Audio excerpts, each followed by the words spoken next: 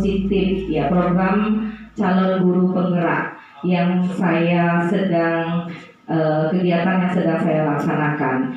Nah, pertama-tama saya ucapkan kepada yang terhormat Ibu Kepala SD Negeri 3 Singapadu atas supportnya tentang kegiatan ini, dan teman-teman guru serta staf pegawai semuanya yang bersedia menyempatkan waktunya pada pagi hari ini untuk mengikuti kegiatan diseminasi. Nah, sebagai rangkaian acara pada hari ini, agendanya yaitu yang pertama pembukaan, yang kedua menyanyikan lagu Indonesia Raya, yang ketiga doa, dan selanjutnya sambutan dari Kepala Sekolah SD Negeri 3 Singapadu, pemaparan tentang budaya positif, tanya jawab, refleksi, dan yang terakhir penutup. Nah, untuk acaranya akan saya lanjutkan dengan menyanyikan lagu Indonesia Raya. Kepada teman-teman guru semuanya, saya harapkan untuk berdiri.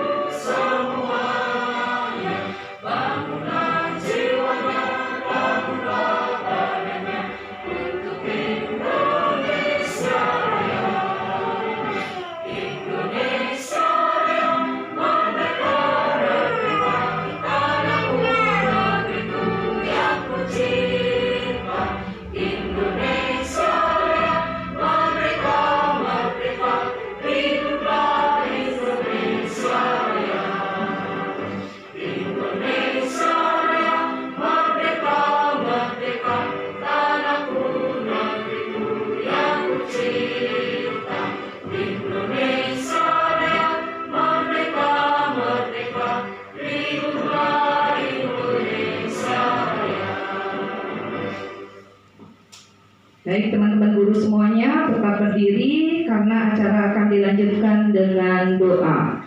Ya, doa menurut agama dan kepercayaan masing-masing. Berdoa dimulai.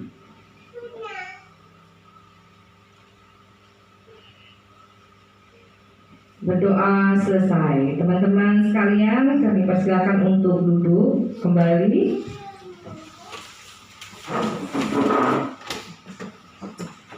Nah, acara akan dilanjutkan dengan sambutan dari Kepala Sekolah SD Negeri 3 Singapadu tentang pelaksanaan diseminasi ini. Kepada Ibu, waktu dan tempat dipersilakan.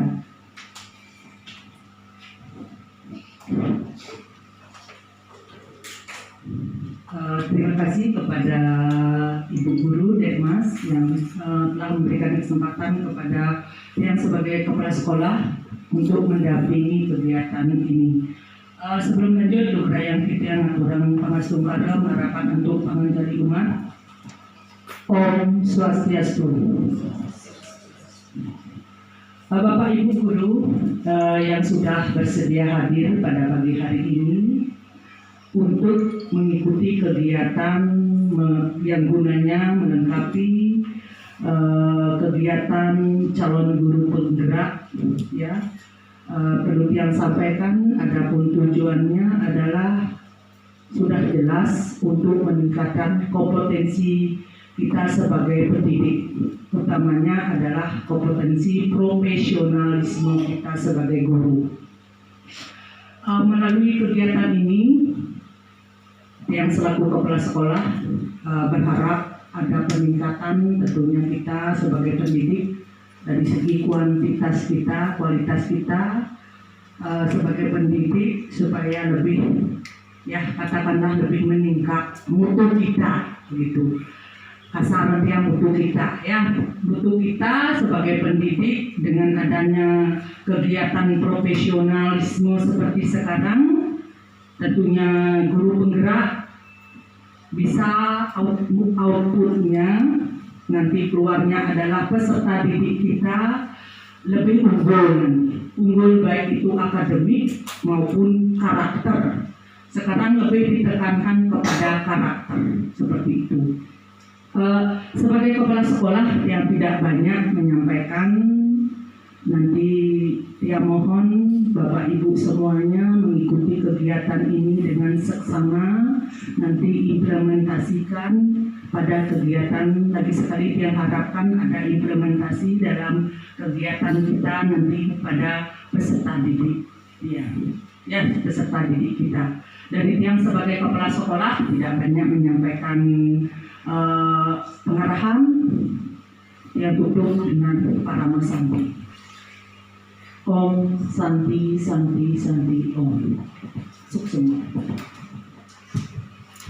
Sukses Ibu atas sambutannya dan support yang sangat tinggi kepada calon guru penggerak di sekolah ini.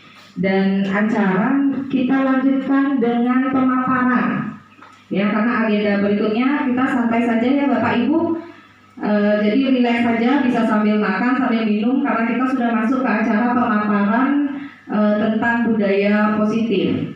Jadi nggak usah terlalu tegang ya, kita anggap belajar sama-sama. Saya juga masih belajar, Bapak dan Ibu, kita sharing sama-sama, kita berkolaborasi bersama-sama tentang apa sih sebenarnya budaya positif ini ya. Saya ingin tahu Bapak Ibu semua pernah dengar kata budaya positif tidak? Kalau budaya pasti udah sering ya, budaya yang positif, jadi mengarah ke hal yang positif ya. Nah, nanti untuk pemaparannya sendiri itu akan ada beberapa sub-sub yang akan dipaparkan. Yang pertama itu ada disiplin positif. Jadi tentunya disiplin positif nanti akan masuk ke budaya positif sendiri. Apa itu disiplin dan bagaimana pergeseran maknanya. Jadi makna yang dulu dan yang sekarang, bagaimana disiplin itu. Ya, terus berikut teori motivasi. Ada tentang bagaimana cara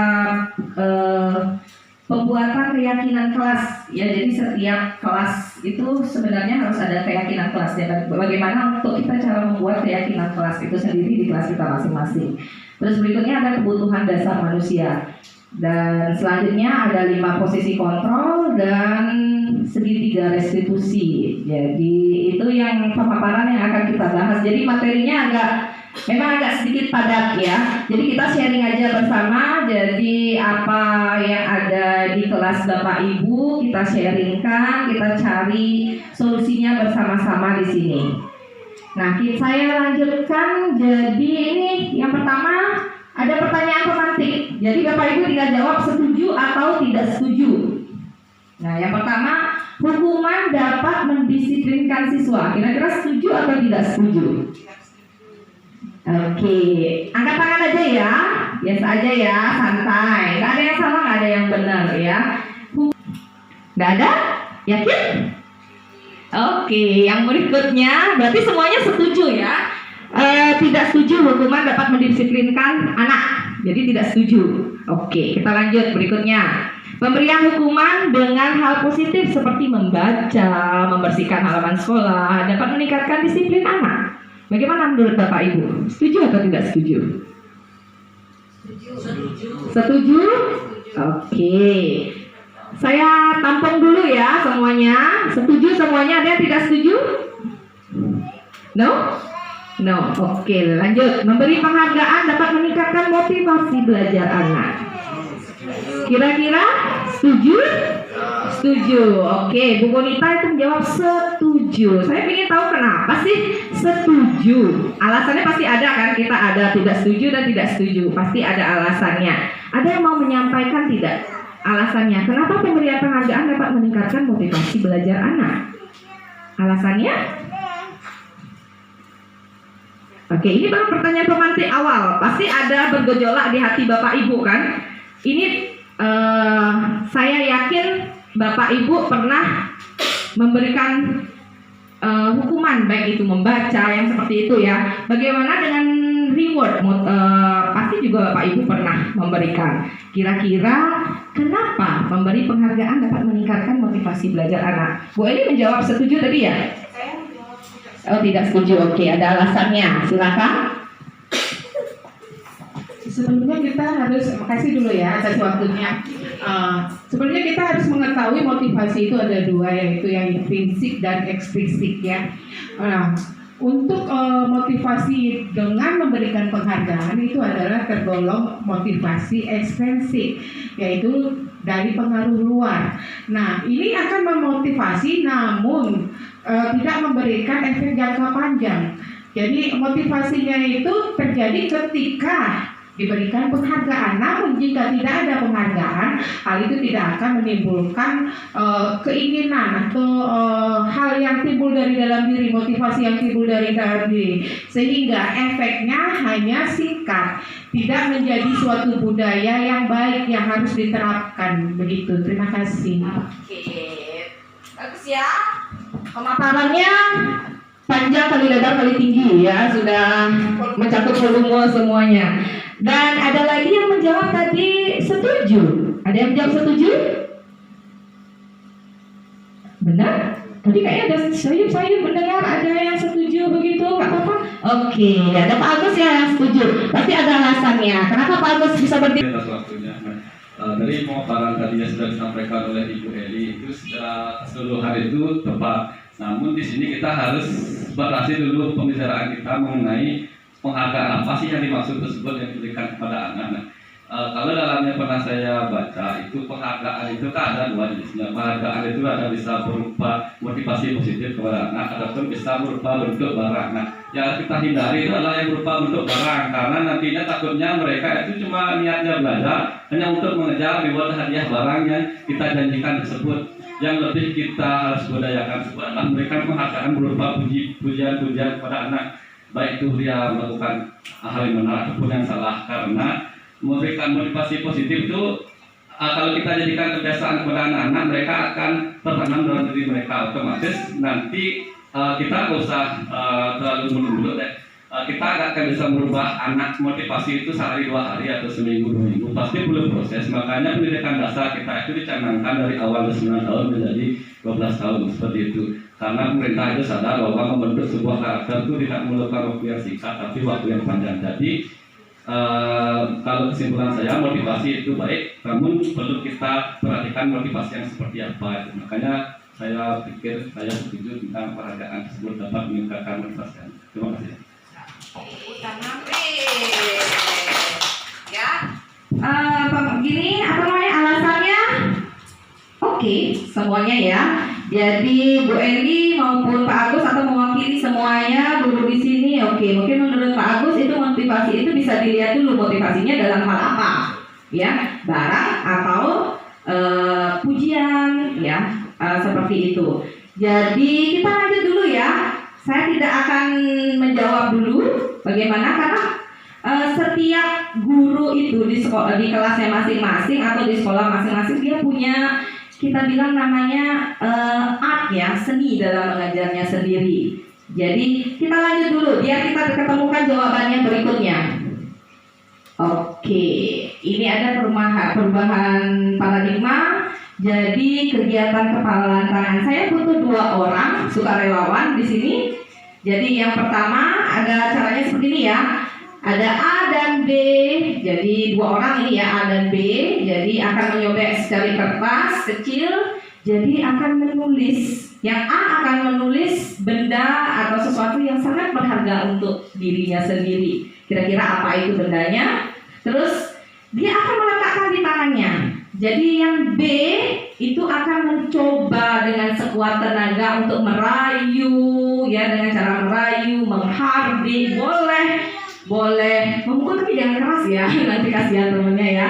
boleh dengan cara membujuk, menyuap. Jadi terserah, pokoknya yang B boleh, supaya yang A mau membuka kepala tangannya. Kira-kira mau nggak memberikan hal yang sangat berharga dari dirinya sendiri ke temannya yang B tersebut? Ya, oke, paham maksudnya? Paham. Saya perlu 2 orang sukarelawan, jadi saya nggak tunjuk ya. Saya dapat dulu. Saya berikan kertas ya. Kertas recycle ya. Benda yang berharga. Iya, dari dirinya Bu Kadek Bonita, apa saja. Boleh orang, boleh manusia, barang, atau mau pacarnya ditulis. Oke. Mungkin pacarnya hal yang sangat berharga untuk dirinya. Dan yang B, yang mau untuk merayu, yang ada keinginan untuk merayu Bu Bonita, silakan. Oh, ada 3 kategori. Oke, ada 3 lelaki di sini. Ada yang mau merayu, kira-kira mau memberikan hal yang paling berharga untuk dari Bu Bonita. Pak Gede mau ya? Awas ketahuan ya. Oke, silakan maju ya. Dikecilin Bu Bonita biar tidak terlihat nanti kepelin tangannya. Oke, silakan ya. Saya di sini aja deh, biar tidak mengganggu. Oke, terserah ya. Sebenarnya lebih enak nggak pakai ya. Oke. Ya silakan dirayu, boleh dengan cara suap, apa namanya, menyuap itu apa ya? Atau diberikan jajan? Oke, dirayu dengan, ya tunjukkan pesonamu pokoknya lah. Sudah, boleh dirayu Bu Wanita? Oke, ya silakan dirayu. Sampai dia mau membuka tangannya. Kalau tidak, berarti Anda gagal. Silakan. Pandangan dulu, memandang dulu, asuh hati. Silakan diucapkan. Boleh disentuh? Boleh. Boleh diizinkan disentuh. Sentuhnya dicolek dikit boleh. Kalau di tahu jangan ya. Dihalusin atau dikerasin? Halusin dong. Perempuan itu harus Dihalusin. Tunggu suasana udah. itu bedi-bedi. Bedi kan. Apa itu bedi-bedi? Saya bisa makan. Iya, sampai yang merayu bilang nyerah, baru kita stop. Sampai yang merayu, yang B, Pak Gede bilang nyerah, baru kita stop. Masih ada keinginan untuk merayu? Dengan tatapan aja ya. Tatapan. Boleh dicolek, boleh dimarahin juga boleh. Dalam Oke. Kasih motivasi. Kira-kira belum mau dibuka ya? Belum. Di hardik? Di hardik? Buka. Enggak. Oke. Ayo boneka cantik sekali. Silakan dibuka. Enggak juga. Nah, ya. Dari sini ya silakan duduk Bonita. Terima kasih, tepuk tangan dulu untuk Bu Bonita sama Pak Gede. Dari sana kita kira-kira belajar apa ya? Dari tadi peragaan antara Bu Bonita dengan Pak Gede. Tadi ada pelajaran yang kita dapatkan. Ada yang mau? Kira-kira pelajaran apa yang kita dapatkan dari itu? Ya? Oh, Pak Gede tidak berani merayu. Oke, mungkin karena sudah ada pagar di sekelilingnya Bu Bonita ya, makanya tidak berani merayu. Hanya dengan tatapan dan pandangan ya. Ada yang mau membahas? Kira-kira kenapa dari tadi peragaan itu apa yang kita dapatkan? Oke, kira-kira tadi Bu Bonita udah dirayu sedemikian rupa, mau gini nggak? Mau nggak dia membuka dirinya dia? Apa yang dia paling berharga dalam hidupnya? Kan nggak? Berarti semua itu ada lagi sebelum saya bahas? Posisi kontrol. Oke, posisi kontrol. Ya, tadi yang kita bahas tadi motivasi yang tadi. Ini ada hubungannya dari motivasi yang tadi ya. Jadi apapun yang kita pegang, kalau tidak dari diri kita, Ya, kita yang mengontrol diri kita sendiri. Kalau bukan kita yang mau melaksanakan, memberikan secara ikhlas, percuma. Mau orang lain merayu, memberikan hadiah, mau orang lain memarahi kita, menghardik kita, percuma. Tidak akan mau. Kecuali kita paksa-paksa buka, ya oke, dia mau buka. Tapi tidak dari hatinya sendiri kan? Perubahan itu tidak dari dirinya sendiri dengan ikhlas dia ngasih. Bukan. Itu dengan paksaan berarti. Berarti dari sana kita belajar bahwa teori motivasi itu adalah ada dua, ekstrinsik dan intrinsik. Kalau intrinsik itu dari diri kita, walaupun tidak dipaksa, tidak dirayu, itu dia mau menyerahkan apapun yang dia punya, itu dari intrinsik. Kalau ekstrinsik dari luar, dihardik, dihajar, mungkin dipukul, diberi rayuan, akhirnya dia mau. Tapi apa? Besoknya dia akan nggak ikhlas. Dalam hati ngedumel, aku dikeluarin ini, dalam hati ngedumel seperti itu. Itu namanya teori motivasi dari ekstrinsik. Ya, jadi kepada anak-anak yang mau, yang mana yang kita harapkan? Intrinsik atau ekstrinsiknya? Intrinsik ya, dia mau berubah dari dirinya dia sendiri, bukan berubah karena orang lain. Nah, kita mencintai seseorang, nah kita udah dewasa ya, kita bilang gitu ya, mencintai seseorang pun seperti itu. Bisa dipaksa nggak? Nggak. Kalau sudah kita ikhlas dari dalam diri, senang sama orang dari diri, apapun itu, kita ngikut aja gitu. Itu namanya teori motivasi. Ada dua.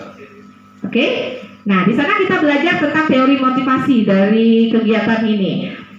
Nah, berikutnya di sini ada ilusi kontrol namanya, perubahan paradigma, teori kontrol dan teori pilihan. Tadi kan milih buka atau enggak, kan dipilih dari Bu Kade Bonita tadi. Nah, yang pertama yang menjadi warning ya, kan kesalahan sih, warning bagi guru. Yang pertama itu adalah ilusi guru mengontrol murid. Guru itu selalu paradigmanya, oke, saya guru, saya dapat mengontrol murid. Ya, saya adalah di atas murid, saya di atas siswa. I'm the king of the school, gitu modelnya. Saya rajanya di sini, saya bisa mengontrol semua orang di sini. Itu ilusi guru mengontrol murid. Ya, itu warning bagi guru. Terus yang berikutnya, ilusi bahwa kritik dan membuat orang merasa bersalah dapat menguatkan karakter, membuat rasa bersalah. Ya, ayolah kamu, masa gitu aja nggak mau, nggak kasihan kamu sama bu guru ya. Nah, itu namanya teori membuat rasa bersalah. Ya, membuat rasa bersalah sama murid. Akhirnya akibatnya apa sama murid? Murid itu jadinya nggak percaya diri. Ya, dia selalu merasa dirinya bersalah. Oh, aku adalah pembuat onar, aku pembuat masalah. Seperti itu jadinya, nggak ada rasa percaya diri. Jadi itu warning ya. Ilusi bahwa kritik membuat orang merasa bersalah dapat menguatkan karakter. Ya. Berikutnya, ilusi bahwa semua penguatan positif efektif dan bermanfaat. Penguatan positif, nah itu ilusi. Ilusi bahwa orang dewasa memiliki hak untuk memaksa. Kita kan guru orang dewasa, murid kita anggap anak-anak. Jadi kita ilusi, kita memaksa anak-anak.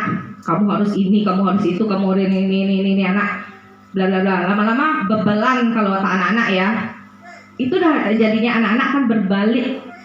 Itu ekstrinsik namanya, itu motivasi intrinsik, itu ilusi yang kita punya. Ya, sebagai guru kita punya ilusi itu bahwa oh kita orang dewasa, kita mampu mengontrol anak-anak, kita mampu memaksa apa yang harus dilakukan anak-anak. Nah, itu dia.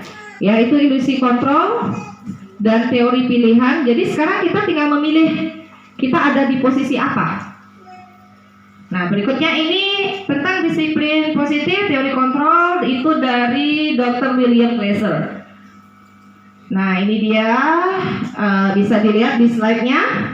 Anda tidak bisa mengontrol orang lain, hanya Anda yang bisa mengontrol diri Anda sendiri. Nah, yang tadi dilakukan sama Bu Kade Bonita, ya, tidak bisa orang lain mengontrol kita, hanya kita yang bisa mengontrol diri kita sendiri. Apa yang akan kita lakukan hanya kita yang bisa, hanya kita yang tahu.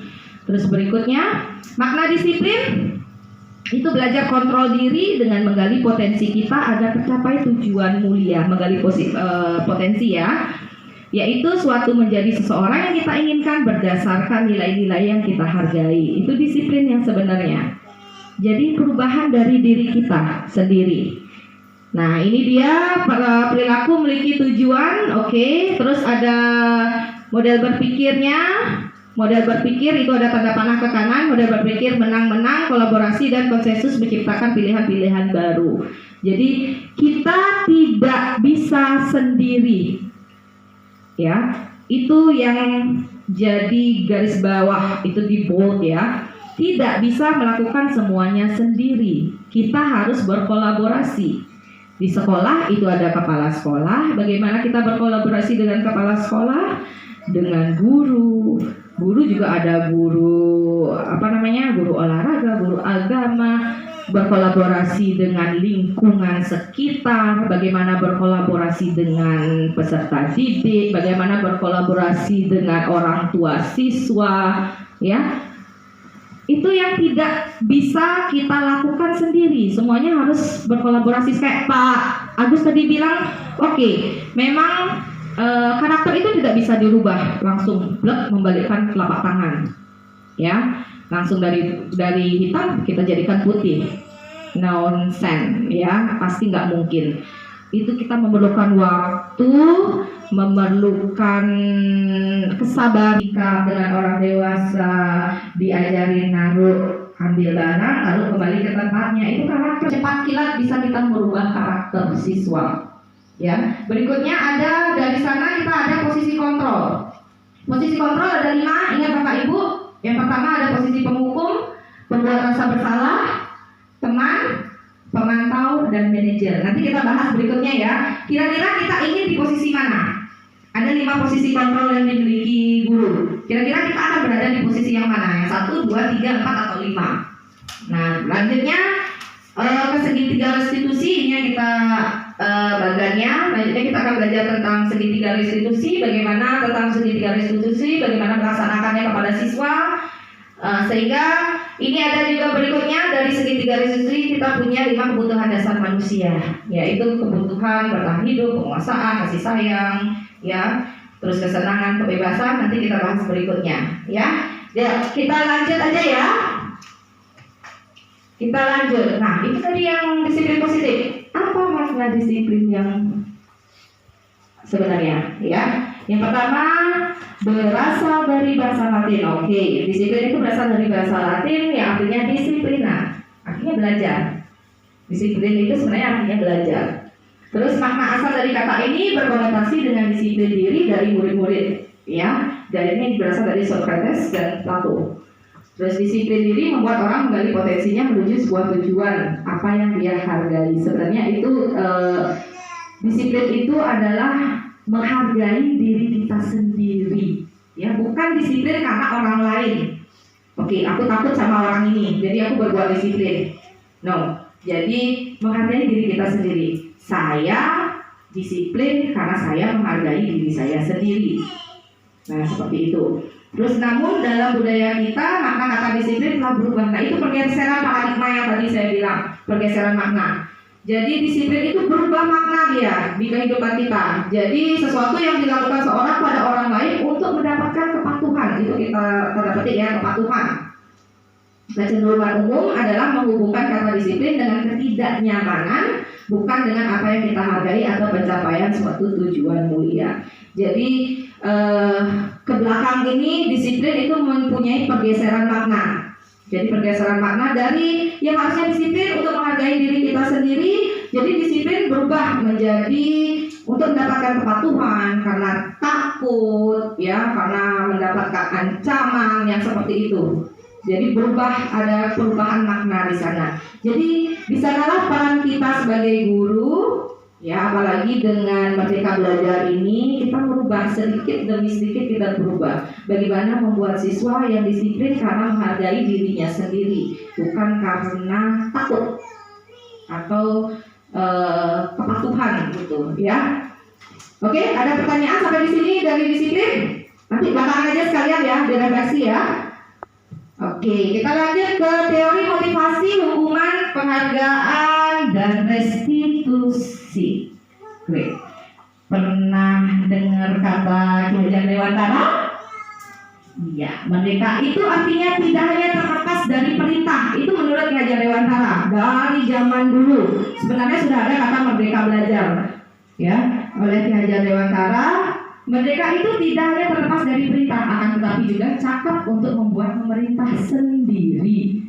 Ya, jadi merdeka itu tidak hanya menunggu perintah dari orang lain, ya. Jadi bebas dari perintah, akan tetapi juga cakap memerintah. Jadi kita sendiri, ya. Oke, ada sampah, kita ambil. Kenapa? Kita yakin kalau kita mengut sampah itu akan bersih lingkungan kita. Bukan karena kita mengut sampah takut. Karena takut nanti dimarah guru. Nah, itu dia perbedaannya, ya. Jadi Ki Hajar Dewantara itu membedakan antara disiplin karena takut dan disiplin karena yakin. Nah, itu dia perbedaannya.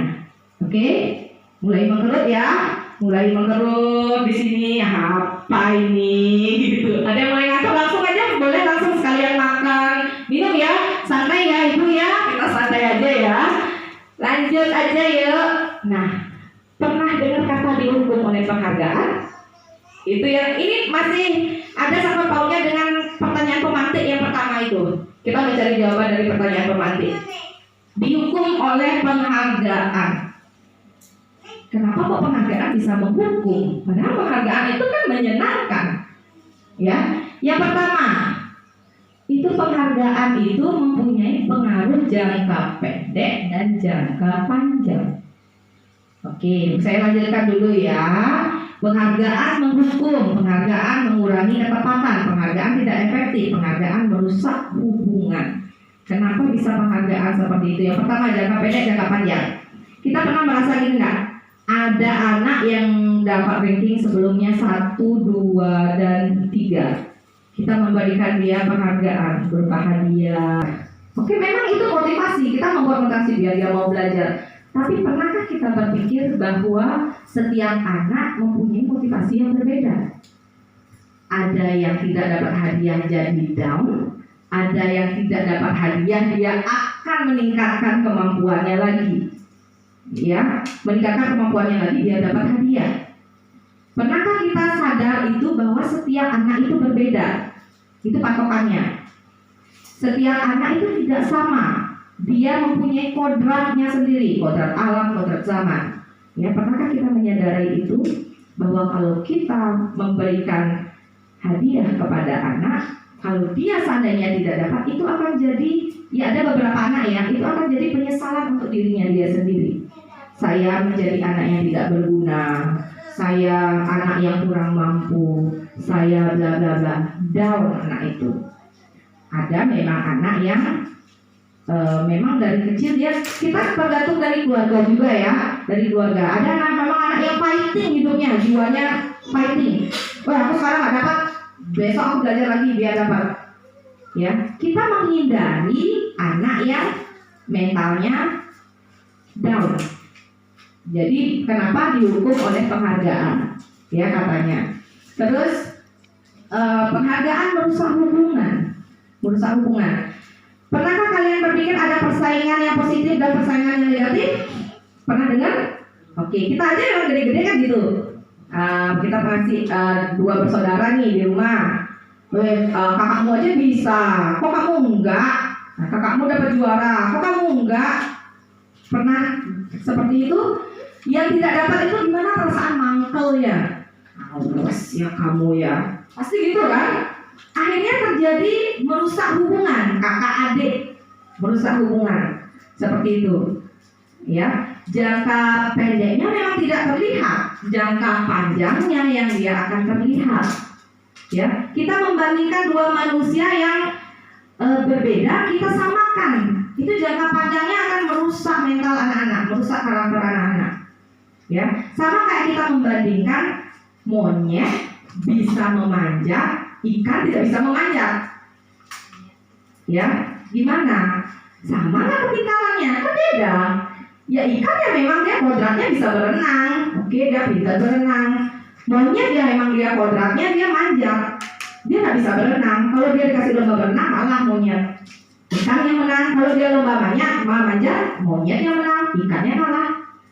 Ya, jadi itu kita tidak boleh menyamaratakan semua anak seperti itu.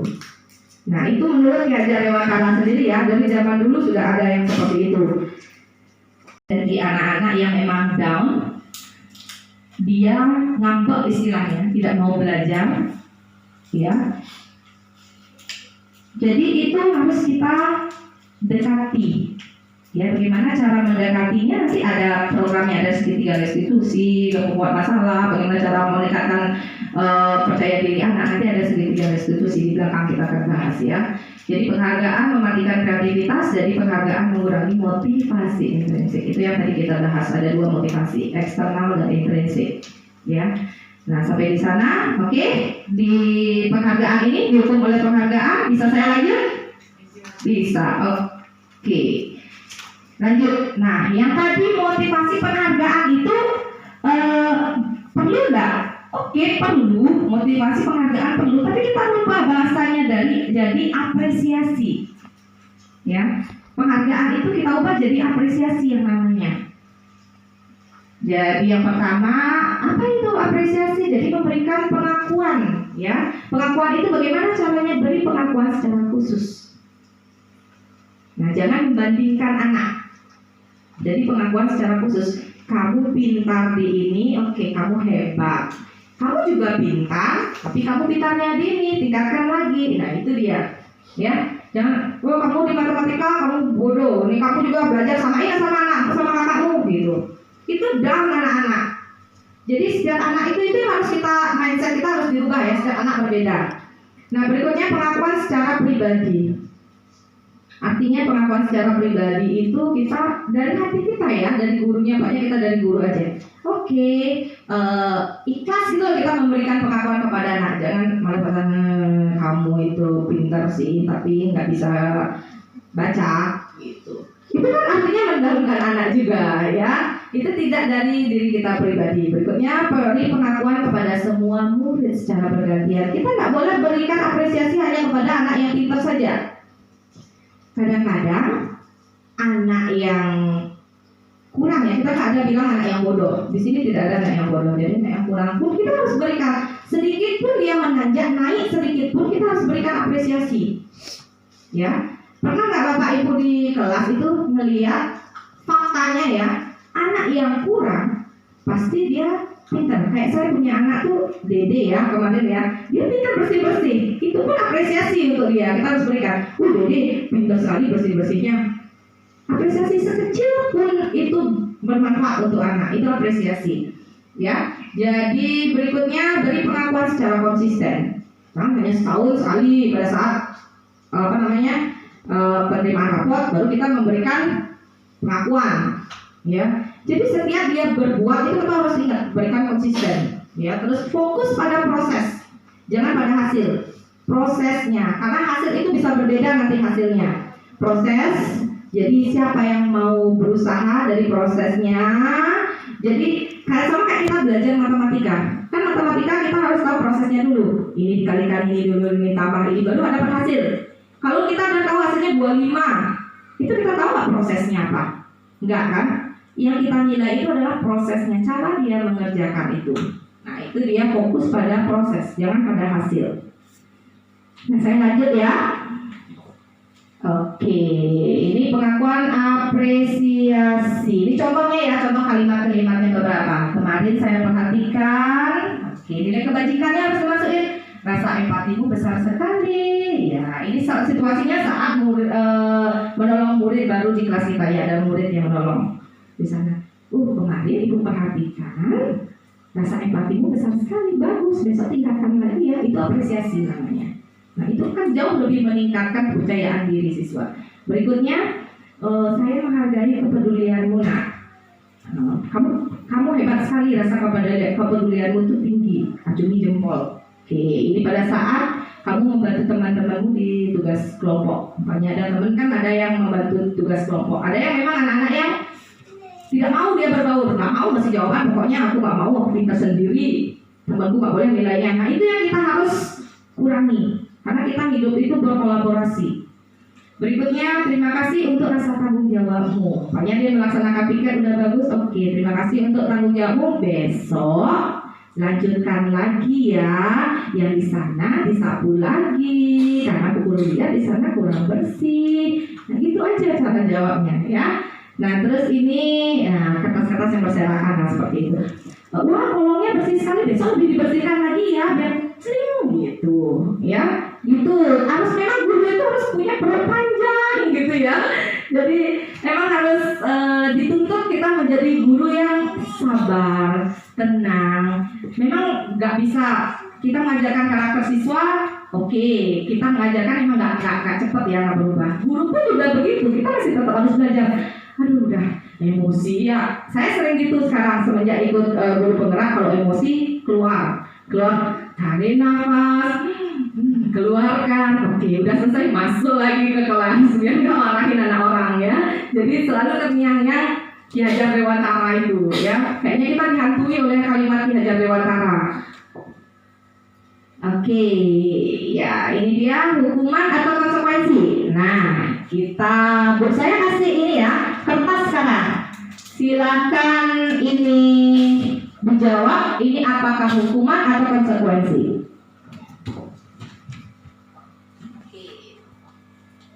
Satu orang dua kertas. Jadi kalian tulis hukuman dan konsekuensi di kertas-kertas ini ya. Jadi kalau kalian menjawab hukuman, kalian angkat hukuman. Kalau ini konsekuensi, kalian angkat konsekuensinya.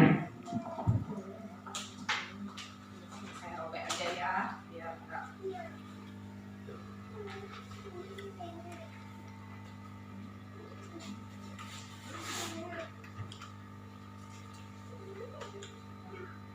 Silakan ditulis ya, konsekuensi dan hukuman.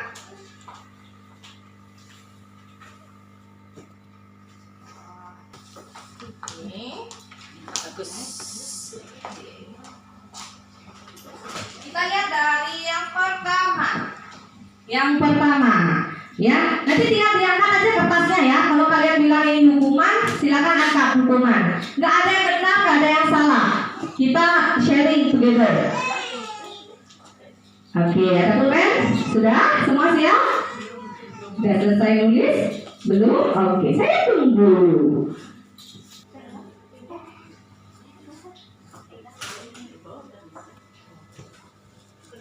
Sudah? Gini.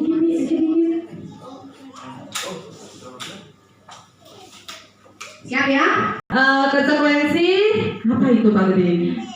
Oke, itu kayak tulisan vampir ya ke bawah, hukuman itu hukuman, konsekuensi itu hukuman, berarti hukuman ya. Oke, jadi ada dua yang menjawab konsekuensi. Tahan dulu, ntar baru kita bahas lagi. Yang nomor dua, lari mengelilingi lapangan basket 2 kali karena terlambat hadir di sekolah. 1, 2, 3, cut. Oke, hukuman, konsekuensi 1 orang, hukuman, ibu hukuman, konsekuensi itu hukuman. Oke, konsekuensi 1 orang berarti. Ini apa ini? Tutup? Konsekuensi ya. Oke, 2 orang konsekuensi. Ada temannya Pak Gede, santai. Oke, lanjut. Murid diminta untuk push up 15 kali karena tidak menggunakan masker ke sekolah. Hukuman atau konsekuensi? 1, 2, 3. Konsekuensi, hukuman. Konsekuensi, hukuman. Oke, ada beberapa juga yang jawab konsekuensi. Berikutnya, menggantikan kertas tugas teman yang telah dicoret-coret. Oke, 1, 2, 3, angkat. Konsekuensi, hampir semua ya. Oke, berikan konsekuensi. Great, hampir semua konsekuensi. Berikutnya, membersihkan tumpangan air di meja tulis karena tersenggol pada saat belajar. 1, 2, 3, angkat. Konsekuensi. Oke, hampir semua konsekuensi. Udah mulai nih, panas. Murid disuruh untuk mengenakan sepatu seharian di sekolah. Tidak ya, maksudnya di situ ya. Murid disuruh untuk tidak mengenakan sepatu seharian di sekolah karena tidak mengenakan sepatu hitam. Oke, dia pakai sepatu putih gitu, nggak dikasih, jadi termasuk apa itu? Hukuman atau konsekuensi? Masih bingung ya? Ternyata kamu lihat aja bingung, guru juga bingung ya. Ini hukuman, konsekuensi, grade, oke, hukuman. Ayo berita masih bingung. Oke, apa berita? Tetapkan pilihan Anda.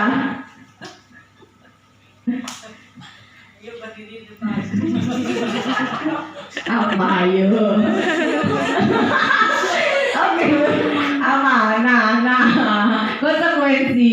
Ya, berita konsekuensi ya. Ada hukuman masih ada beberapa.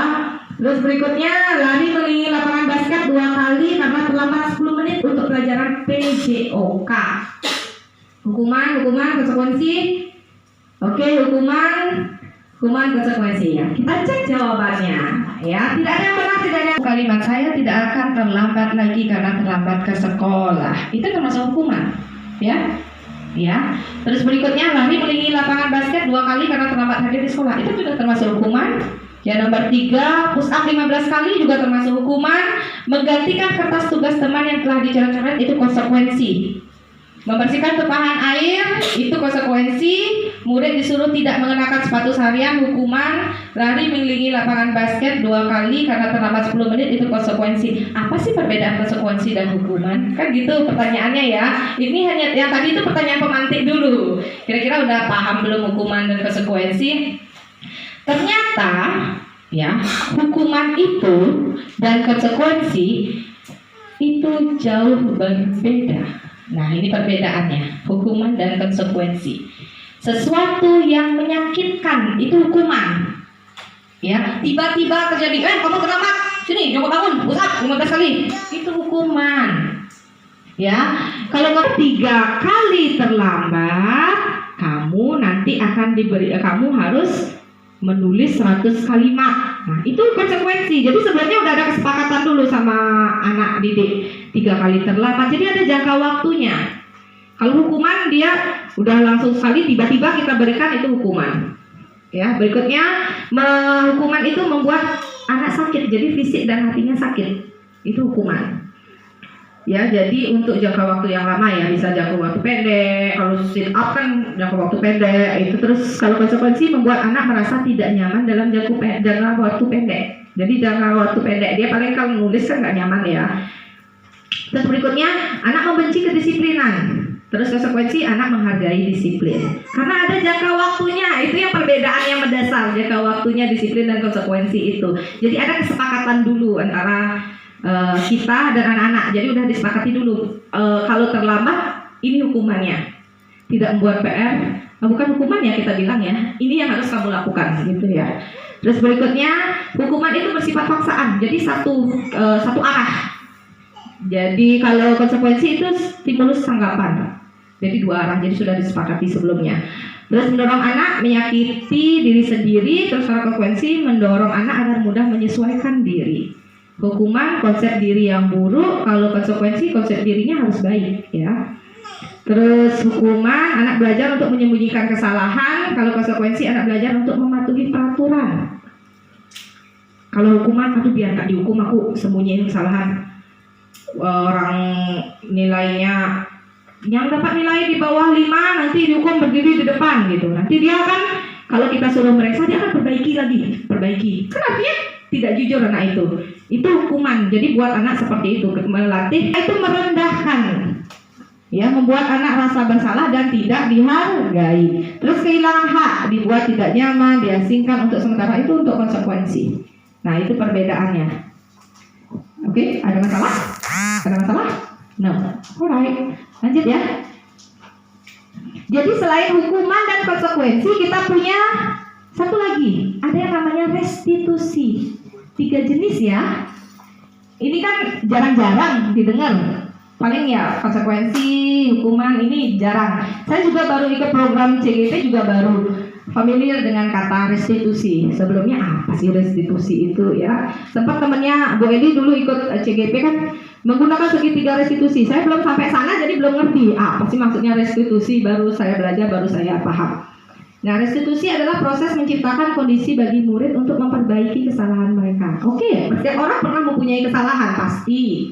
Jadi, kita fokus ke cara memperbaikinya, bukan fokus ke kesalahannya dia. Ya.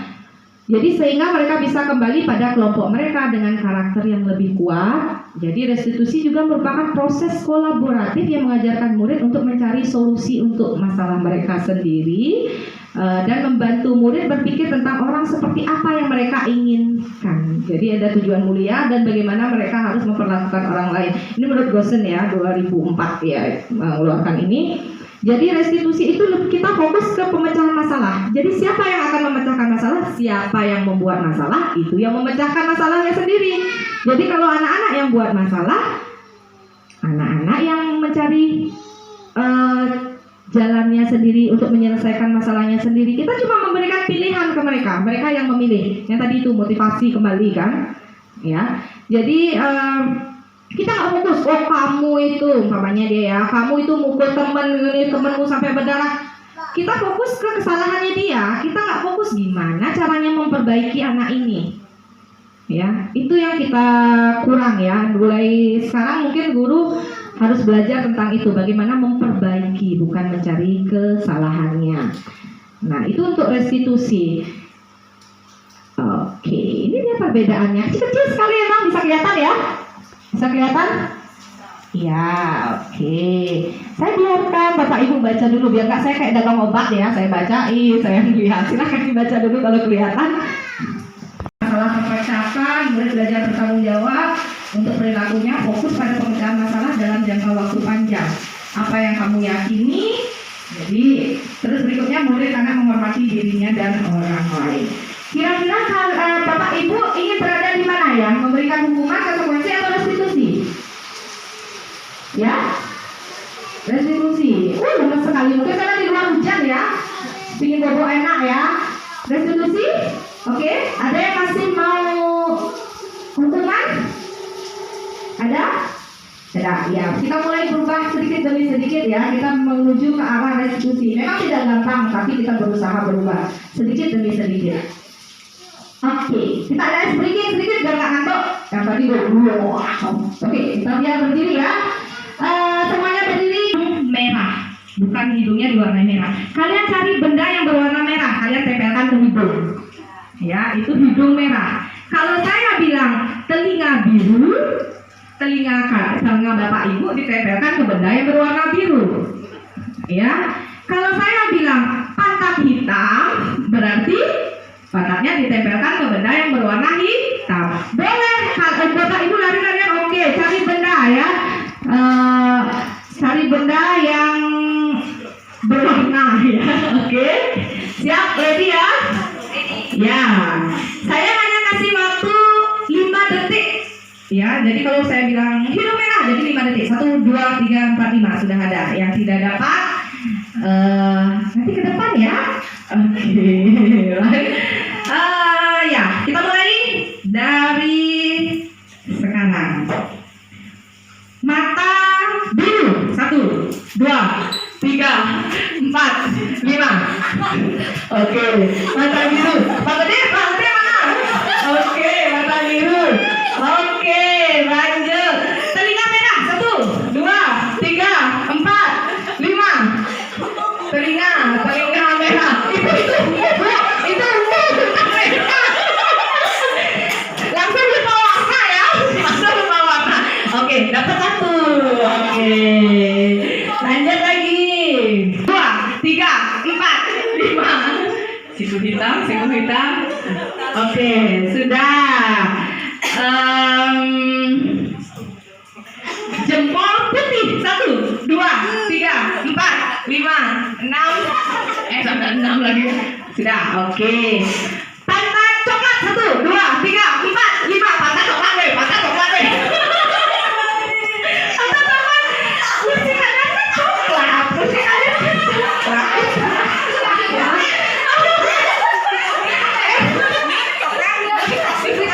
coklat. Kok bingung nyari coklat. Terakhir ya. Rambut orange. 1, 2, 3, 4,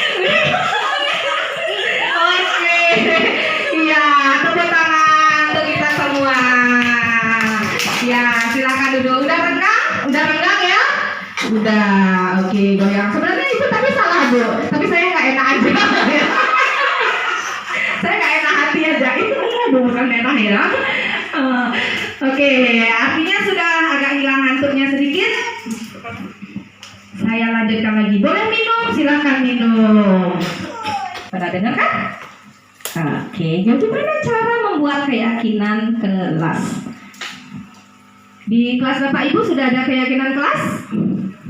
Sudah. Nah, yang belum kita mulai dari ya kecil dulu, keyakinan kelas. Karena itu nanti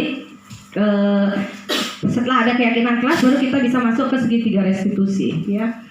Ini dia di peraturan kelas itu nanti kita rubah jadi keyakinan kelas. Jadi dari keyakinan kelas itu akan menjadi lingkungan yang positif. Dari lingkungan yang positif akan tercipta budaya yang positif. Itu yang terakhir yang kita harapkan. Budaya positif. Itu artinya membudaya. Keluar memang dari diri dia sendiri secara motivasi intrinsik tanpa dikasih tahu. Dia pungut sampah, nyapu, membersihkan diri, ya. Nah, itu dia budaya positif artinya. Jadi tidak lagi dengan paksaan, sudah dari diri sendiri. Oke, ini contoh keyakinan kelas. Ya. Jadi kita buat, kita tempel ya, bersikap sopan dan menghargai. Ini kita buat, bukan gurunya yang buat, tapi berkolaborasi dengan siswa. Jadi siswa yang mengusulkan, ini Bu, ini gitu. Nanti kita tinggal merangkum, ya. Jadi ini kita rangkum dengan siswa tanpa paksaan. Jadi dia mengeluarkan sendiri. Oke, ini keyakinan yang kita akan lakukan. Apa saja di kelas kita ini tidak boleh dilanggar karena ini keyakinan ini kalian yang buat. Kan jadinya seperti itu ya. Jadi ini pembentukannya. Nah, ini sebagai contoh aja ya. Jadi kita buat di sana. Jadi dia sebagai contoh di kelas 5 itu menulis apa yang dia yakini. Jadi gurunya tinggal merangkum saja. Pokoknya ada sopan banyak, kita rangkum dia jadi satu gitu. Jadi nah seperti itu. Jadi anak-anak kan dia merasa oke, ini kita yang buat sendiri, kita juga yang melaksanakan. Jadi nggak ada tekanan. Jadi gurunya nih, Bu Guru ada peraturan seobrok, kalian baca, kalian laksanakan. Kalau melanggar, Bu Guru hukum. Tidak ada gitu lagi ya. Sekarang semuanya berdasarkan kesepakatan. Ya, semuanya berdasarkan kesepakatan akhirnya menjadi keyakinan untuk diri mereka sendiri. Nah, itu dia ya. Kelihatan ya senyumnya Bung Bayu bahagia sekali kalau dia buat kayak gitu. Ya. Oke, ini kita lanjut ke kebutuhan dasar manusia. Ada posisi kontrol, ya. Pernah dengar posisi kontrol? Posisi kontrol guru? Kita letaknya sekarang di mana sih posisi kontrol kita? Nah, ini dari kebutuhan dasar dulu pertama. Ini kebutuhan dasar manusia. Setiap orang, bukan cuma anak ya. Orang dewasa pun kebutuhan dasarnya seperti ini. Yang pertama bertahan hidup pasti. Kebutuhan kita bertahan hidup. Itu kenapa kita cari kerja, kita makan, ya. Itu bertahan hidup. Ya. Berikutnya ada kasih sayang dan rasa diterima, love and belonging. Ya, bagaimana pernah nggak melihat anak itu manja-manjaan sama gurunya, cari perhatian, karena dia nggak terpenuhi rasa kasih sayangnya dia di rumah, makanya dia mencari tempat lain untuk terpenuhi kasih sayangnya dia. Ya di sekolah dengan gurunya, karena itu yang dia anggap dekat sama dia. Nah, pernah lihat kan anak-anak dipeluk gurunya, manja, itu dia pingin kasih sayang sebenarnya. Nah, berikutnya penguasaan. Ada memang kita punya ingin menguasai sesuatu. Nah, itu jiwa dasar manusia emang gitu. Oke, saya ingin berkuasa. Penguasaan sesuatu di kelas, saya yang jadi nomor 1. Itu pasti setiap orang pasti punya rasa seperti itu. Nggak boleh terkalahkan. Nah, pernah nggak ada rasa seperti itu? Nggak cuma anak aja, orang dewasa juga pasti ada. Ya, kebebasan. Jadi bebas memilih itu juga kebutuhan dasar manusia. Tidak terkekang ya. Terus yang berikutnya kesenangan. Pasti. Jadi anak-anak juga kalau kita kasih game, senang kan? Itu kebutuhannya udah terpenuhi. Kalau nggak terpenuhi kebutuhannya, dia akan mulai buat onar. Itu anak-anak. Kalau sudah tidak terpenuhi, dia akan membuat onar. Ya, salah satunya. Nah, pasti ada rasa tidak nyaman dengan dirinya kalau tidak terpenuhi. Nah, ini dia posisi kontrol yang tadi kita bahas. Ada 5 posisi kontrol: posisi penghukum, pembuat rasa bersalah, teman, pemantau, dan manajer. Ya, Bapak Ibu sekalian bisa baca di depan di slide-nya. Oke, itu motivasinya dari guru, terus guru berbuat, guru berkata, terus posisi penghukum itu guru itu menghardik ya. Kamu baru datang jam segini, sana lari 5 kali keliling lapangan. Itu ciri-ciri guru sebagai posisi penghukum. Nah, itu bahasa-bahasa gurunya. Jadi bahasanya menghardik, menunjuk-nunjuk. Kamu, itu pungut sama kamu. Nah, itu guru sebagai posisi penghukum. Terus pembuat rasa bersalah. Nah, yang seperti ini nih, pernah nggak Ibu Bapak di posisi sebagai pembuat rasa bersalah, ya? Jadi berceramah gini ya, seharusnya, aduh Bu Guru kecewa sekali, kalian nggak kasihan ya sama Bu Guru? Bu Guru udah capek dari pagi ngajarin kalian nggak juga mau diam-diam. Itu sebagai guru, sebagai pembuat rasa bersalah. Kalian cepat-cepat masuk, nanti Bu Guru yang dimarahin loh sama Ibu Kepala Sekolah, gitu. Pernah nggak? Itu pembuat rasa bersalah, ya. Posisi guru seperti itu. Terus berikutnya teman, sebagai teman. Ya, jadi alasan-alasan untuk murid. Jadi teman kan biasa guru itu sebagai teman dari murid. Oke, boleh. Tapi jangan terus-terusan guru sebagai teman. Nanti apa? Masalahnya di mana? Nanti anak itu akan menganggap remeh guru tersebut. Itu kalau guru berposisi sebagai teman. Guru sebagai pemantau. Ibu sudah mencatat kamu terlambat 5 kali, karena seperti itu Ibu akan memberikan kamu seperti ini konsekuensinya. Itu sebagai pemantau guru. Jadi kayak robot ya, jadi ada data-data, guru bersikap berdasarkan data.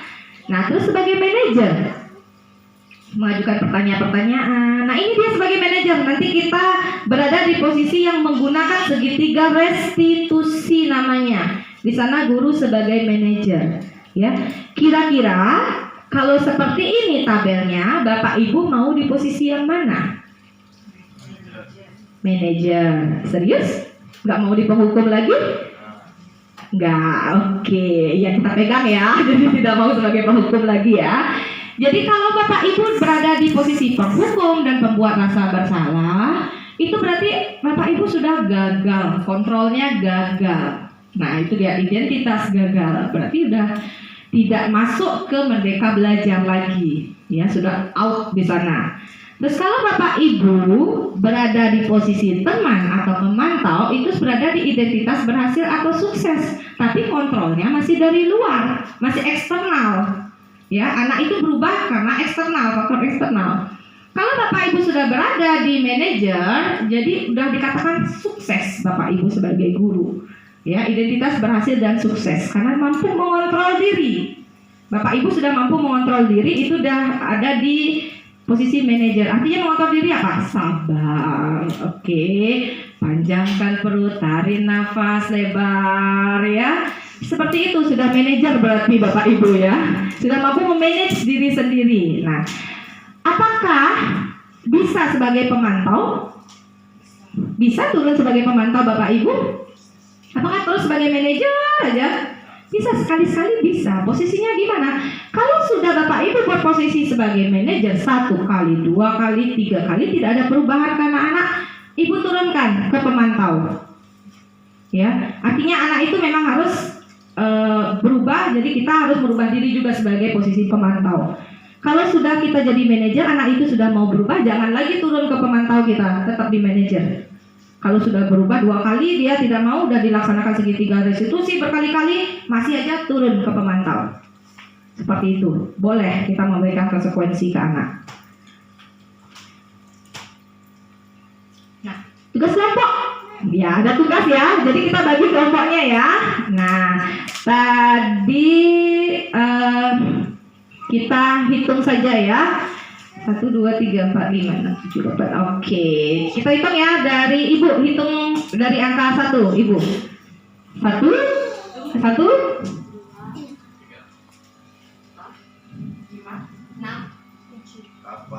9. Oke.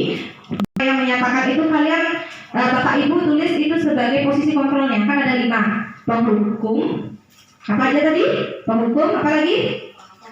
Pembuat rasa bersalah, terus teman, pemantau, manajer. Tinggal ditulis saja. Saya kecewa sekali dengan kamu. Dia termasuk apa? Ya. Kelompok 1 siapa tadi? Yang satu ganjil Ganjil apa? siapa? Ganjil. Oke. Ibu bisa dipilih sama siapa, Bu? Ibu? Oke. Oke, dua. Ya. Ganjil ya, ganjil satu aja ya kalau gitu ya. Genap siapa? Ganjil sini ya, sebelah sini ya. Genap sebelah sini. Tadi. Anu pemarah. Oh, Adi pemarah. Tidak mendengarkan dan Pembuat rasa bersalah. Kamu tak benar nontonnya. Kenapa ada? Kalian ngapain?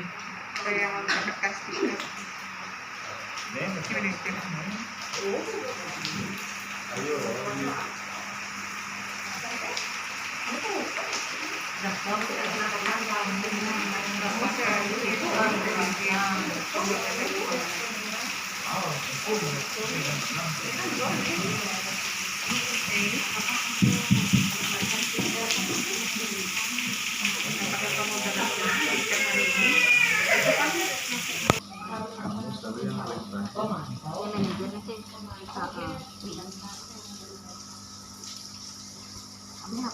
Silakan dipikirkan baik-baik. 2 menit sudah berjalan.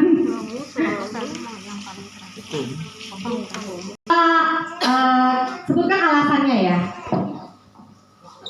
Terima kasih atas kesempatan yang diberikan kepada kelompok ganjil. Kami kelompok ganjil yang beranggotakan 4 orang yang dibentuk dadakan. Berdasarkan hasil diskusi kelompok kami yang sangat alot tadi, yang sangat berlangsung berlama-lama seperti pengesahan RUU kemarin. Untuk yang pertama, saya kecewa sekali dengan kamu. Dari pernyataan tersebut adalah yang dikatakan oleh pembuat rasa bersalah. Kenapa? Karena di sini dia mempressure dari perasaan si anak agar seakan-akan untuk merasakan apa yang dirasakan oleh guru sehingga si anak itu merasa bersalah terhadap pernyataan tersebut. Kemudian yang kedua, kamu tidak pernah benar melakukannya. Di sini juga sama, yaitu posisi pembuat rasa bersalah karena guru dengan mengucapkan kalimat tersebut juga menekan dari perasaan si siswa sehingga dia merasa bahwa dirinya itu selalu melakukan hal yang salah. Mungkin ini mirip seperti pacar, kamu tidak pernah benar melakukannya. Kan semua saling salah. Ya, woman always right. Terus yang ketiga, ayolah lakukan demi ibu atau bapak. Ini berada pada posisi teman karena dari cara pengucapan rayuannya itu menempatkan posisi seakan-akan guru itu berada dalam satu level dengan siswa tersebut. Kemudian ini yang kami tadi sangat bingung untuk yang apakah kamu mau mendapatkan stiker bintang hari ini. Ini dari hasil diskusi tadi merupakan posisi pemantau. Terus yang berikutnya, bagaimana kamu bisa menyelesaikan masalah ini? Ini adalah posisi manajer karena guru menyampaikan pertanyaan kepada siswa bagaimana mereka mampu menyelesaikan setiap permasalahan yang mereka hadapi dalam kegiatan pembelajaran tersebut. Kemudian kamu itu selalu yang paling terakhir. Ini juga termasuk dalam pembuat rasa bersalah karena membunuh siswa bahwa dia seakan-akan sosok yang selalu berada di paling belakang. Terima kasih. Terima kasih juga. Ya, tepuk tangan untuk kelompok ganjil. Ya, bagus sekali. Baik, terima kasih atas kesempatannya. Saya dari kelompok genap. Tadi sudah melakukan kerja kelompok atau berdiskusi. Untuk yang pertama, pernyataan pertama yaitu saya kecewa sekali dengan kamu. Menurut kelompok kami yaitu pembuat rasa bersalah. Alasannya karena guru mengeluarkan pernyataan seperti itu. seolah-olah apa yang dikeluarkan pernyataan yang dikeluarkan oleh guru itu anak itu merasa bersalah seperti itu. Yang kedua, pernyataan yang kedua yaitu kamu tidak pernah benar melakukannya. Menurut kelompok kami yaitu adalah penghukum. Jadi guru itu mengeluarkan pernyataan seperti itu, menjudge si anak, kamu tidak pernah benar melakukan itu, padahal guru itu belum tidak melihat proses yang dilakukan anak itu mengerjakan sesuatu, tetapi sudah mengeluarkan pernyataan tidak benar melakukannya seperti itu. Untuk pernyataan yang ketiga adalah ayolah lakukan demi bapak atau ibu. Menurut kelompok kami adalah pembuat rasa bersalah. Jadi guru mengeluarkan pernyataan itu seolah-olah guru itu menyuruh anak untuk melakukan demi si guru itu, tidak dari hatinya sendiri seperti itu. Untuk yang keempat, pernyataan yang keempat adalah apakah kamu mau mendapatkan stiker bintang hari ini? Menurut kelompok kami adalah teman. Alasannya karena ini untuk yang nomor 4 ini kelompok kami masih bingung ya, tapi kami buatnya teman aja. Ya, untuk nomor 5, bagaimana kamu bisa menyelesaikan masalah ini? Menurut kelompok kami adalah manajer.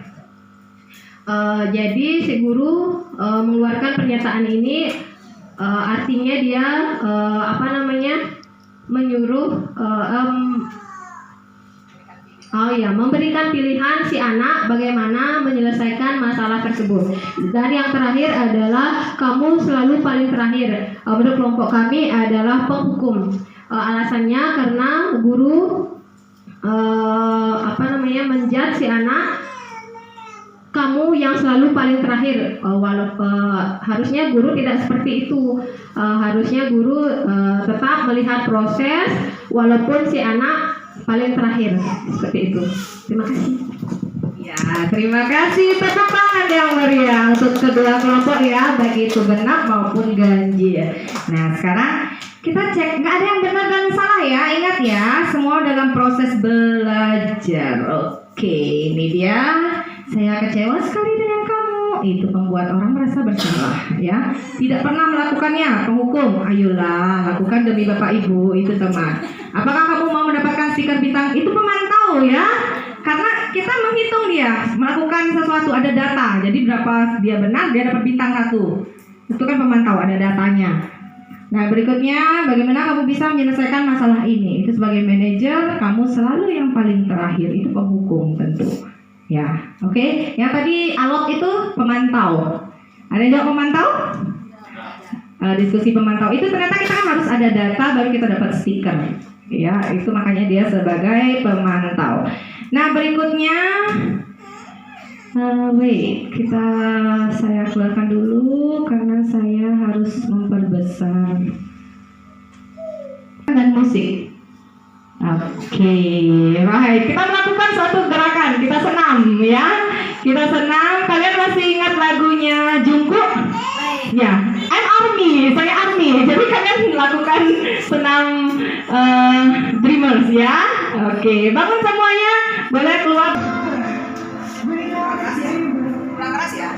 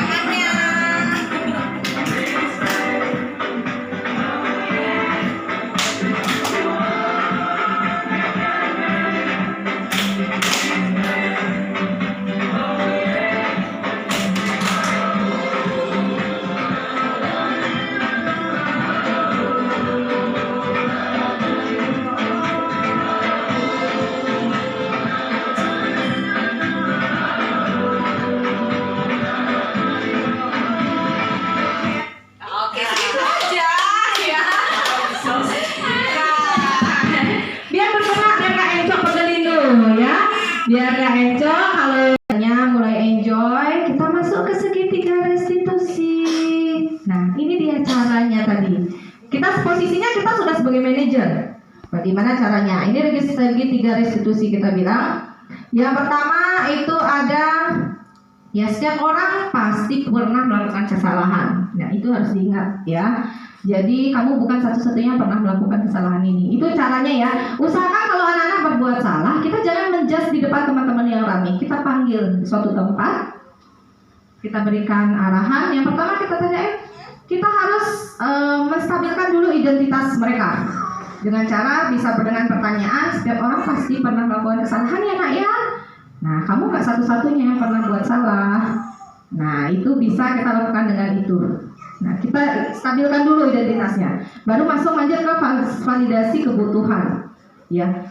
Nah kalau bisa Bapak Ibu bisa bertanya tentang ini ya, kenapa sih kamu melakukan hal itu? Pasti punya alasan. Kita tanyain dulu alasannya, jangan ngejudge dulu kamu salah gitu, nggak boleh gitu. Tanyain dulu kenapa dia melakukan hal itu ya. Kamu tentu punya alasan mengapa melakukan itu. Coba ceritakan ke ibu apa alasannya, kenapa kamu membuat melakukan hal seperti itu. Terus adakah kira-kira ada nggak cara yang lebih efektif supaya kamu, papanya nih ya masalahnya kamu mukul temen gitu, murid kita mukul temen, ada nggak cara yang lebih efektif nak supaya kamu tidak memukul temen? Cara menyelesaikan masalahnya bukan dengan memukul teman kamu, ada nggak kira-kira? Nah, baru kita langsung masuk ke, setelah validasi kebutuhan, baru kita masuk ke menanyakan keyakinan. Kan tadi kita udah belajar buat keyakinan, makanya itu ada step-stepnya. Kalian harus, Bapak Ibu harus buat keyakinan dulu, biar tahu apa keyakinan yang dia langgar. Nanti, nah, kamu tahu nggak itu keyakinan apa yang kamu langgar?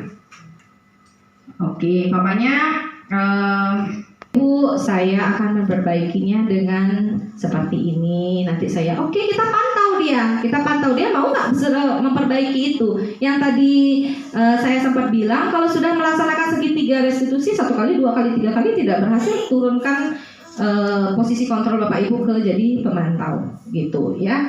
Nah itu yang segitiga restitusi yang bisa kita lanjutkan. Yang pertama menstabilkan identitas, validasi kebutuhan anak dulu. Terus berikutnya menanyakan keyakinan. Kira-kira keyakinan apa yang dilanggar, terus memberikan pilihan kan anak itu. Gimana caranya memperbaiki masalah yang sudah dia buat. Paham ya Bapak Ibu ya? Sampai sana? Oke ya. Itu sampai di segitiga restitusi. Nah, ini dia hampir mirip kayak tadi sih. Guru berkata berbuat salah itu hal yang manusiawi ya. Jangan lupa kita harus panjangkan perut kita, sabarkan diri kita ya, tarik nafas dalam-dalam kalau melakukan segitiga restitusi ini. Guru ataupun siswa tidak boleh dalam keadaan emosi kalau kita melakukan segitiga restitusi ya. Tenangkan dulu, setelah tenang baru kita melakukan segitiga restitusi ya. Tidak ada manusia yang sempurna. Bapak Ibu juga pernah berbuat salah. Ini dalam menstabilkan identitas posisi kita ya. Bapak Ibu tidak tertarik untuk mencari tahu siapa yang benar dan siapa yang salah. Bapak atau Ibu lebih tertarik untuk menyelesaikan masalahnya. Nah, yang tadi saya bilang itu, jangan fokus ke masalahnya, kita fokus ke bagaimana cara memperbaiki masalah tersebut. Ya, kalau kita fokus ke masalahnya, kita akan mencari masalah baru. Nah, terus berikutnya, kalau kamu menyalahkan dirimu sendiri terus-menerus, apakah kamu bersikap baik pada dirimu? Nah, jangan sampai anak itu selalu menyalahkan diri dia sendiri juga. Memang dia umpamanya dalam posisi dia salah mukul teman, tapi kita tidak boleh juga caranya kita tidak boleh mendaunkan mereka. Ya, mereka merasa bersalah terus-menerus itu bahaya. Ya, nanti dia seumur hidup mereka tidak akan punya rasa percaya diri. Terus berikutnya ada validasi kebutuhan. Nah, bisa Bapak Ibu dengan cara seperti ini ya. Kamu bisa saja kan melakukan hal yang lebih buruk, tapi kamu tidak melakukannya.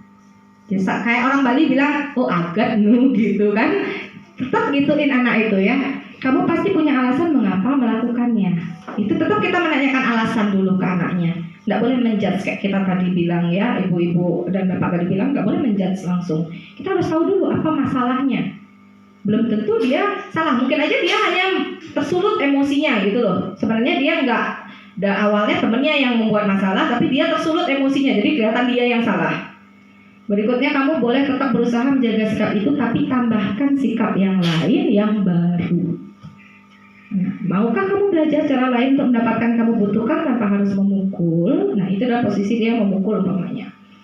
Apakah kamu bisa melakukan dengan lebih baik besok? Dengan cara meminta maaf yang seperti itu, ya. Itu validasi kebutuhan dan kita lanjut ke menanyakan keyakinan. Tadi kan kita sudah buat, itu fungsinya kita membuat keyakinan dan kesepakatan kelas di kelas. Jadi keyakinan kelas itu sudah disepakati bersama, jadi yang melanggar ya melanggar keyakinannya dia sendiri. Ya. Apa nilai yang kita percaya di kelas? Nah, umpamanya kalau di sekolah ada keyakinan sekolah ya kita tunjukkan keyakinan sekolah. Kalau umpamanya cuma di kelas-kelas ya kita tunjukkan keyakinan kelas. Nilai universal apa yang telah kita sepakati? Kelas yang ideal itu seperti apa sih? Kamu ingin jadi anak seperti apa, nak? Nah, apakah kamu rasakan ketika kamu melakukan itu, kamu mau jadi anak yang seperti apa? Mau berubah enggak? Kamu berikutnya. Oke, setelah kamu mau berubah, kita pantau lagi anak itu benar nggak mau berubah dia. Kalau mau berubah, berarti segitiga restitusi kita berhasil. Ya, nggak jalan, lanjut lagi segitiga restitusi yang kedua. Nggak jalan, turun pemantau sudah. Berarti anak itu nggak bisa dikasih segitiga restitusi lagi. Oke, ini kita lanjut ke tanya jawab. Ya, oke. Sebelum tanya jawab, tarik nafas dulu Bapak Ibu. Kita lanjut ke ini yang terakhir ya. Tanya jawab sudah semua. Oke. Kira-kira Bapak Ibu ada yang mau ditanyakan? Kemungkinan kalau saya belum bisa menjawab, nanti ada teman yang mau melengkapi. Oke, saya persilakan. Ya, ada yang mau untuk bertanya atau tentang pemaparan tadi? Silakan, saya persilakan kepada Bapak Ibu. Ada kira-kira? No. Kalau no? Kalau tidak, Ibu ada Ibu? Tidak, berarti sudah jelas. Mungkin sambil jalan nanti ya, kita sambil jalan nanti kita kolaborasi bersama-sama. Kira-kira apa yang kurang gitu. Kita yang penting Bapak Ibu membuat keyakinan dulu di kelas masing-masing gitu, keyakinan kelas ya. Kita tempelkan sama-sama nanti. Nah, nanti sambil jalan mungkin ada yang perlu ditanyakan. Kita berkolaborasi bersama Bapak Ibu. Saya sebenarnya juga masih belajar ya, tidak full tahu semuanya. Kita belajar bersama-sama. Mungkin Bapak Ibu ada yang, karena belajar sekarang kan nggak cuma dari sama kalau kita bilang nggak guru aja ya, internet semuanya. Bahkan orang yang tidak belajar dengan guru bisa lebih pintar karena dia ada internet ya. Nah itu karena tanya jawab tidak ada. Oke, berarti kita sambil jalan nanti tanya jawabnya. Saya lanjutkan ke refleksi. Oke, ini refleksinya. Jadi hal baru apa yang mengubah paradigma saya dan yang saya dapatkan ini ya, biar nggak percuma kita ikut yang seperti ini panjang lebar tapi tidak ada perubahan paradigma. Yang kira-kira apa yang berubah dari Bapak Ibu setelah mendengarnya? Mendengar dulu ya, sama kayak guru penggerak, tergerak dulu ya digerakkan dulu, udah itu tergerak baru menggerak. Kan orang yang penting tergerak dulu, kita tergerak artinya oh ternyata konsep Ki Hajar Dewantara itu seperti ini, oh budaya positif itu seperti ini. Terus yang kedua, perasaan apa yang muncul selama mengikuti sesi ini khususnya mengenai makna disiplin dan motivasi intrinsik. Yang ketiga, peran among itu posisi kontrol ya, seperti apakah yang saya telah lakukan selama mengikuti modul ini. Nah, yang keempat, saya akan jadi among yang seperti apakah selama mengikuti modul ini. Dulu seperti apa, terus selama mengikuti modul ini mau jadi seperti apa. Itu maksudnya 3 dan 4 itu. Ya, tadi kan sudah tulis hukuman dan konsekuensi itu. Bisa dibaliknya, Bapak Ibu tulis jawabannya nomor 1, 2, 3, 4. Yuk, dipersilakan. Ini untuk refleksi.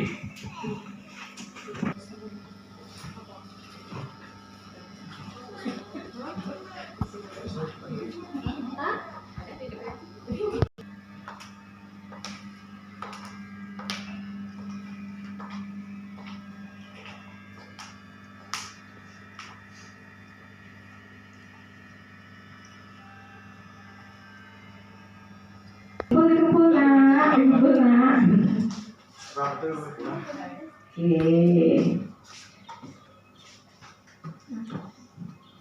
Wah, ternyata banyak yang sebelumnya sebagai pembuat rasa bersalah. Posisi kontrol. Ya, posisi kontrol. Peran among. Omong. Isi tulisan ada? Oke, nggak usah.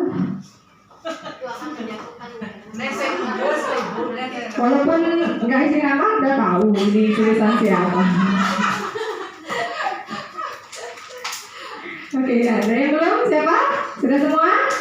Bagus. Wanita nomor 1 dia ngumpul. Ibu nomor 2.